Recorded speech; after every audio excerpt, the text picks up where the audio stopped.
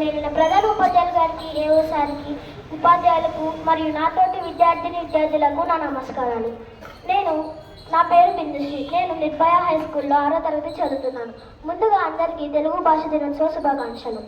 మనం ఈరోజు గిడుగు వెంకటరామమూర్తి గురించి చెప్పుకుంటున్నాం.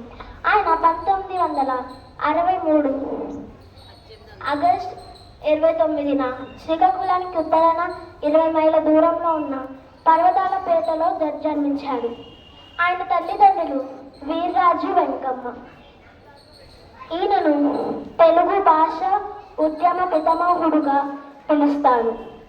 ఈయన తెలుగు అనే పత్రికని ప్రారంభించారు.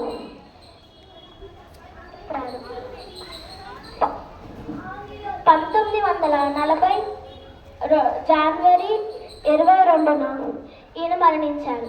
ఈయన మరణించేంత వరకు తెలుగు భాషే ఊపిరిగా జీవించేవారు.